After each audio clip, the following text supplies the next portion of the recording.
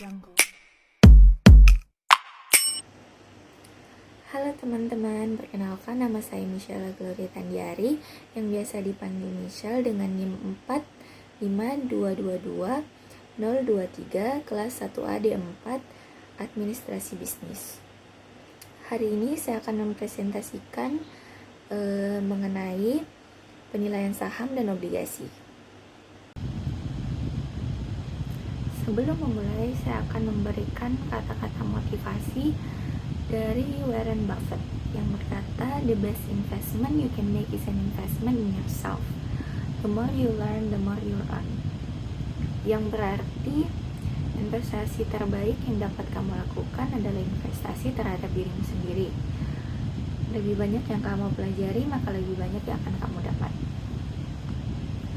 Pertama-tama, apa sih investasi itu? Investasi merupakan penanaman uang atau modal pada suatu perusahaan atau proyek untuk tujuan memperoleh keuntungan. Kira-kira kapan kita harus memulai investasi? Menurut saya, lebih baik memulai investasi sesegera mungkin karena waktu adalah sahabat utama investasi. Berikut adalah macam-macam investasi yang dapat kalian lakukan atau contoh. Ada deposito, saham, properti, reksadana, dan emas. Seperti yang kita ketahui, investasi yang paling sering dan yang paling umum orang lakukan adalah investasi emas. Karena emas nilainya akan naik setiap tahunnya. Misalnya kita membeli emas harga 1 juta di tahun 2023 dan akan menjualnya 5 tahun ke depan. Nilai emas itu akan naik mungkin hingga 2 juta. Berikutnya adalah saham. Apa itu saham? Saham adalah surat tanda kepemilikan suatu perusahaan. Berikut adalah contoh surat saham. Selanjutnya ada aplikasi investasi saham yang dapat kalian unduh di handphone kalian, yaitu Ajaib, iPod, Stockbit, dan Bibit. Untuk mempelajari cara penggunaannya, teman-teman bisa mencarinya di YouTube ataupun teman-teman bisa belajar melalui channel-channel investor ataupun trader yang sudah profesional. Sebelumnya itu, apa sih perbedaan investor dan trader? Dilihat dari segi strategi, trader memiliki strategi buy and sell, yaitu membeli dan menjual, sedangkan investor memiliki strategi buy and hold, yaitu membeli dan menahan. Dilihat dari pengambilan keputusannya, trader memiliki pengambilan keputusan analisa fundamental. Analisa fundamental itu sendiri adalah menggunakan laporan keuangan, informasi industri terkait ataupun menganalisa kondisi ekonomi. Sedangkan investor, pengambilan keputusannya adalah analisa teknikal. Analisa teknikal adalah menggunakan data masa lalu dalam bentuk chart atau grafik untuk memprediksi pergerakan harga saham di masa depan. Fokus trader itu berfokus pada kinerja perusahaan, sedangkan investor berfokus pada momentum kenaikan harga. Trader memiliki jangka waktu harian hingga maksimal 1 bulan, sedangkan investor memiliki jangka waktu minimal 1 tahun.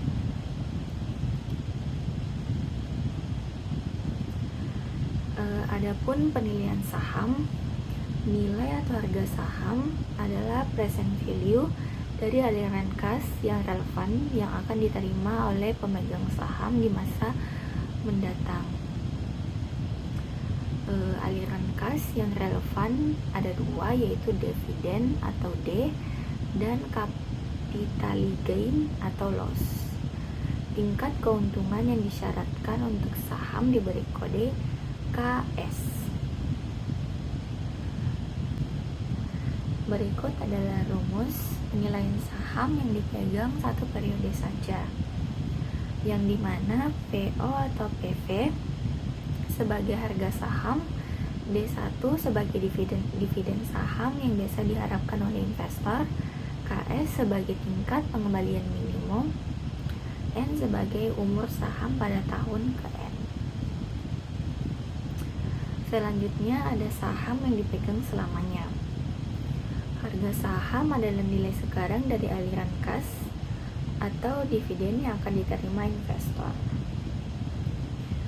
Saham yang dipegang selamanya ini memiliki 3 model, yaitu yang pertama model dividen konstan, yang kedua model dividen tumbuh dengan pertumbuhan konstan atau constant growth stock, yang ketiga model dividen dengan tingkat pertumbuhan berbeda atau non constant growth stock.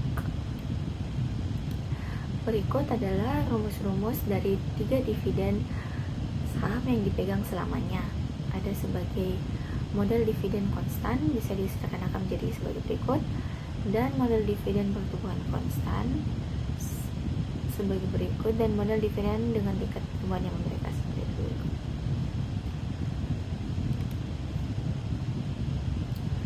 Selanjutnya adalah pertumbuhan saham. Pertumbuhan saham memiliki basis aliran kas atau cash flow, dividen per share atau DPS, earning per share atau EPS. Alternatif dari perhitungan pertumbuhan yaitu G sama dengan ROI dikali tingkat penginvestasi kembali atau investment rate. Contohnya sebagai berikut, misalnya EPS sama dengan 100 rupiah, sedangkan dividen adalah 70. Tingkat penginvestasian kembali yaitu 100 dikurang 70 dibagi 100 sama dengan 30%, yang akan diubah menjadi 0,3. Dan ROI ada 40%, maka 40% ini akan diubah menjadi 0,4. Maka G sama dengan 0,4 dikali 0,3 sama dengan 0,12, yang akan diubah menjadi persen yaitu 12%. Berikutnya adalah metode kelipatan. Metode kelipatan terbagi menjadi 2, yaitu price earning ratio atau PER, yang memiliki rumus harga pasar saham per lembar dibagi earning per lembar. Jadi harga pasar saham per lembar sama dengan PER dikali earning per lembar. Yang kedua adalah rasio price to book value atau PBV.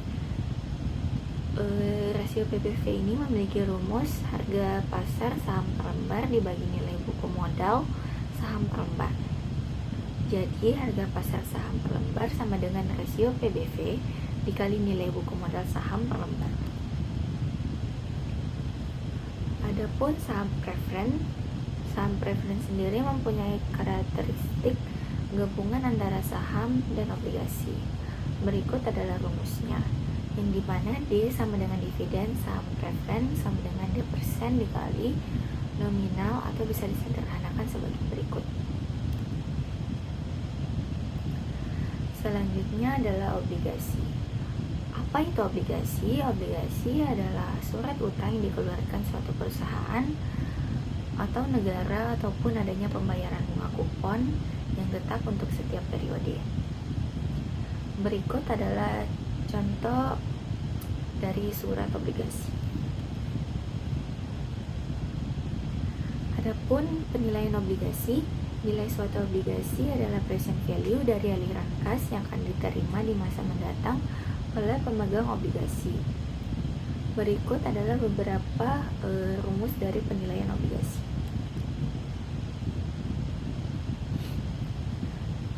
Adapun beberapa pengertian yield dalam obligasi. Yang pertama, yield to maturity adalah tingkat keuntungan yang diperoleh investor jika obligasi tersebut dipegang sampai jatuh tempo atau maturity date. Yang kedua, yield to call adalah tingkat keuntungan yang diperoleh investor jika obligasi tersebut dilunasi sebelum jatuh tempo. Yang ketiga, yield obligasi adalah hasil dari bunga dibagi dengan harga pasar obligasi. Obligasi dengan tingkat bunga tiap semester. Kebanyakan bunga dibayar setahun sekali. Penyesuaian yang dilakukan jika dibayar 2 kali setahun. Yang pertama, bunga kupon dibagi 2, jangka waktu dikalikan 2, tingkat diskonto dibagi 2. Contoh soalnya, diketahui obligasi dengan nominal 2 juta, bunga kupon 10% dibayar per tiap tahun, jangka waktu 10 tahun, tingkat diskonto 10%. Jawabannya, bunga kupon sama dengan 10% dibagi 2 sama dengan 5%. Sama dengan 2 juta dikali 5% sama dengan 100 ribu. Jangka waktunya sama dengan 10 dikali 2 sama dengan 20.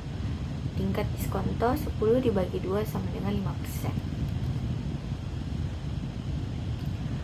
Berikut adalah rumus dari obligasi dengan tingkat bunga tiap semester dan obligasi tanpa bunga kupon atau biasa disebut zero coupon bond, dan memiliki rumus untuk menghitung harganya, yaitu harga sama dengan nominal dibagi 1 ditambah R, yang dimana R di sini adalah tingkat bunga yang disyaratkan atau KD.